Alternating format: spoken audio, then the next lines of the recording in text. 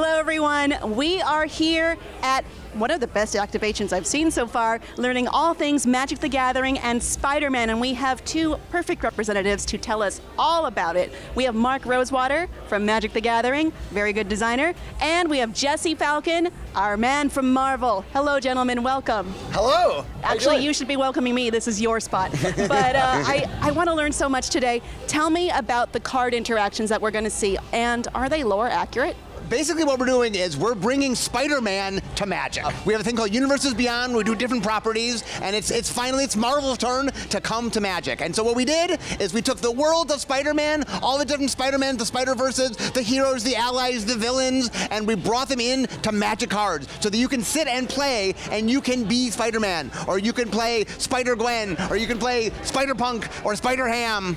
Lots and lots of different Spider characters. I want to know what goes into determining which variants of Spider-Man are used for which particular card. For instance, many Spider variants have somewhat similar powers and movesets, so how do you make that divination? Right, well, one of the challenges in general is, especially with this, there's a lot of Spider-Men in this set.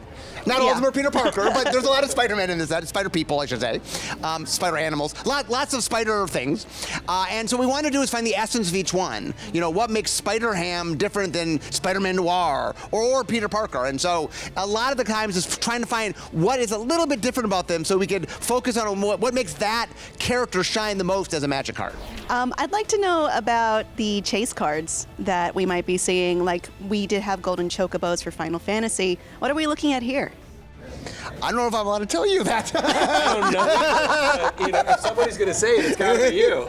We have an exclusive with Marvel that's announcing this, so I don't think I can announce it right here, but there is a really cool collectible that is Marvel themed that is in fact in Spider-Man. I can say it's, here's my little tease, is we wanted to find something very collectible in the Marvel universe that we thought we could have people collect. How's that?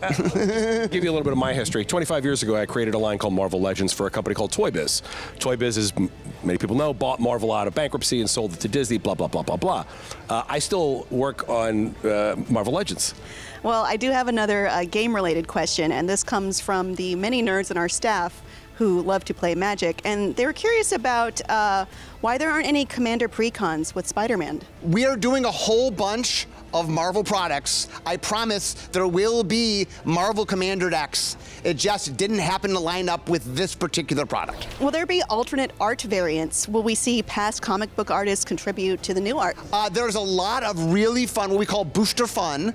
There's a lot of alternate art versions, some of which do in fact have original comic book art, because one of the cool things about Marvel is they have amazing comic book art. It's true, and honestly, like, I think it's not a secret that when we started our partnership with the Wizards of the Coast team, one of the big things that we talked about was how do we leverage the great artists that people know and love that work in that field, that have worked on all the different intellectual properties, that kind of like transition between all of them, and then also work with the Marvel artists, you know, from a bunch of different mediums. So I think that we have done that already, and I think that it would be foolish to think that we wouldn't do that in the future, right? Well, I mean, one of the things that I think both Marvel and Magic do really well is amazing art. It's true.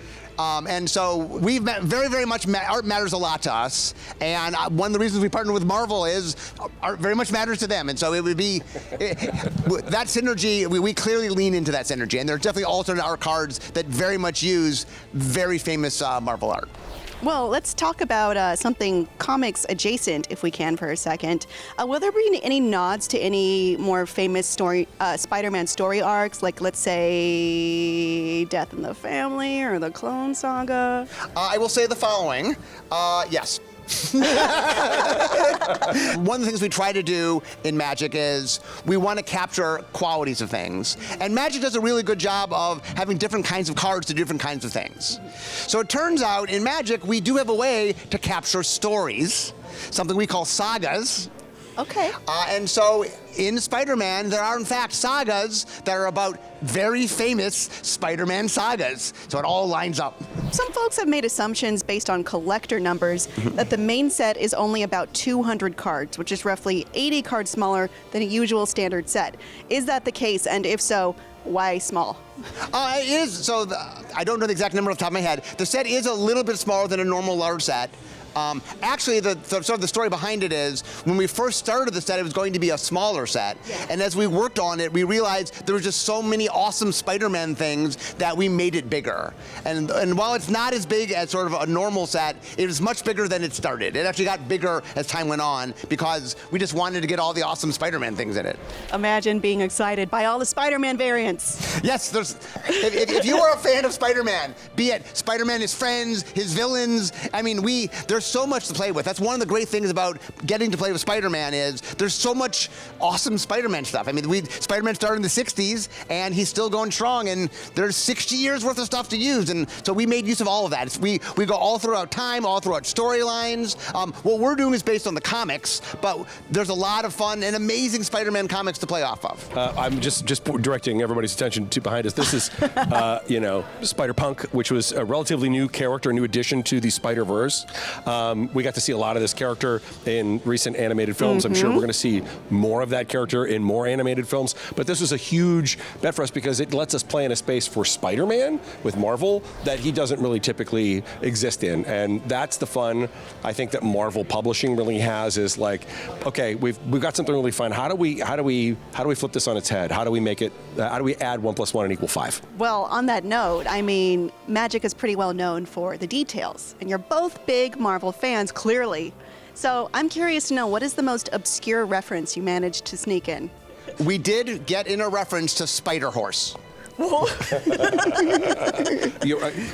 I don't want to get into too much. I have to think about this one because Do you say nay? What's that? Like Spider-Horse?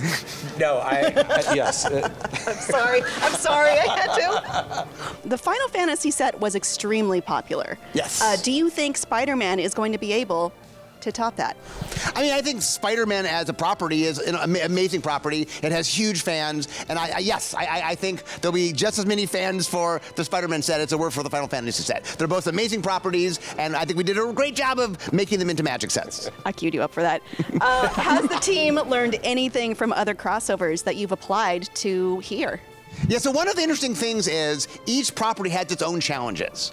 So for example, we did Lord of the Rings, we did Final Fantasy, we've done other properties. And one of the challenges we normally have is there's not enough flyers. That's a very common problem. Because most stories don't worry about things being in the air. Oh, for gosh. Marvel, we had the opposite problem. We're like, does this have to have flying? There's like so many flyers in the Marvel universe. So this is the first property where we didn't have to worry about flying. Marvel had us covered. There's lots and lots of flying creatures and some web swingers.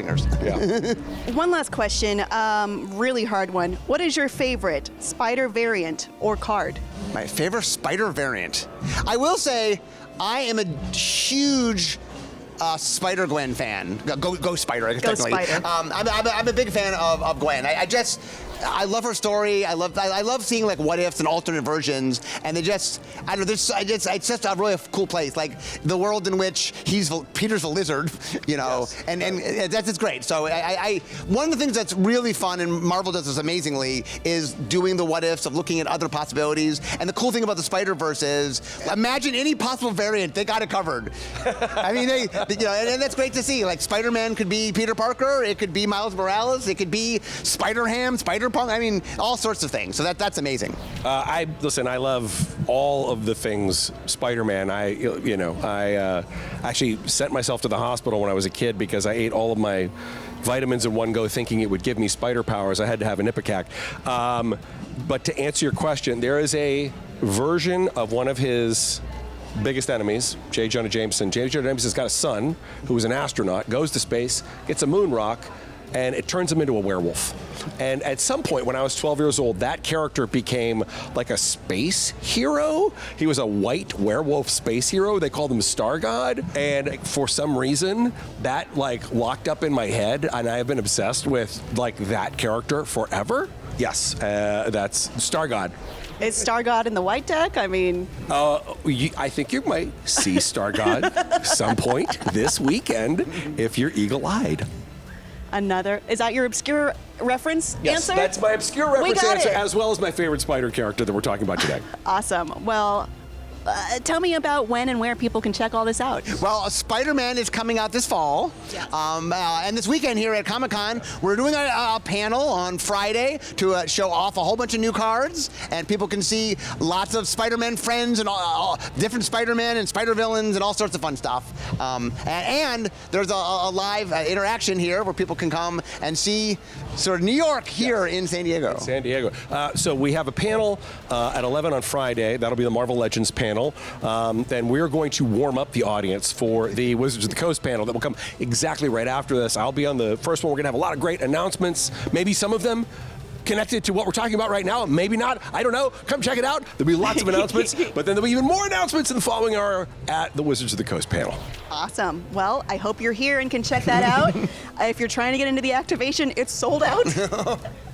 But we have all that for you here on IGN. Thank you so much for joining us. Thank you so much. Oh, thank you. I'm really excited.